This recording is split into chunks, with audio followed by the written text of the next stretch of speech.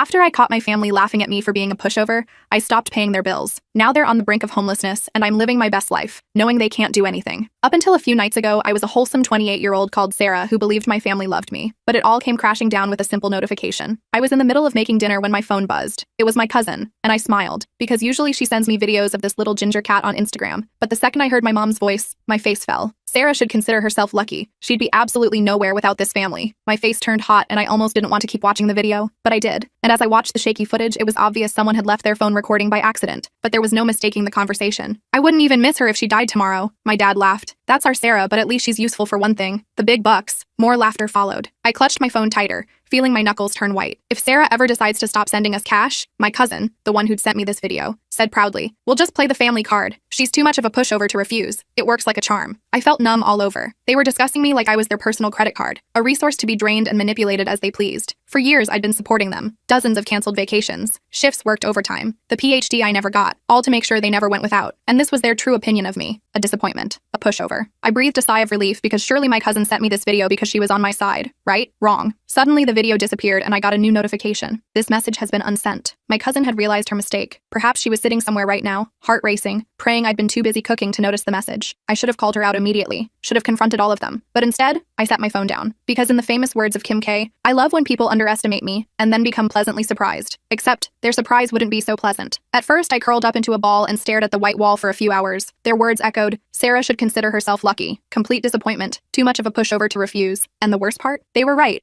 I absolutely had been a pushover. I let myself believe that my dad's temporary cash flow problem somehow lasted 5 years and resulted in me paying his mortgage for all 5 of those years. My brother's college expenses, which he abandoned after 2 semesters, leaving me with the debt. My mom's constant emergencies that mysteriously aligned with my paydays. The family vacations I funded but couldn't attend because I was working extra shifts to cover their expenses. I'd always done it without question because that's what family does, right? But that single video destroyed every illusion I'd carefully constructed to make myself feel better about being used. And now I had the upper hand because they thought they'd gotten away with it. And their next payment was due in a few days. But this time, things would be different. The following morning, everything felt off. The sunlight filtering through my blinds was the same. My coffee tasted normal, but I felt like I was watching my life from a distance. It was as if I'd been living in a hazy dream and had suddenly woken up to reality. My phone buzzed with a text from my mom. "Morning, honey. Just checking in. Hope you're well." I stared at her message. Too normal. She never texted just to check in. Had I really never noticed this pattern before? Sure enough, minutes later. "Oh, by the way, rent's due soon. Can you transfer it by Thursday? Love you, BTW." There it was, the familiar pattern, but I wasn't playing along anymore. The "love you" at the end felt especially hollow now, just another manipulation tactic. Muscle memory kicked in, and I started to type my usual, "of course," or "no problem" response, maybe even apologize for taking too long. But instead, I deleted everything and simply replied, "I can't this month." I set my phone down and waited.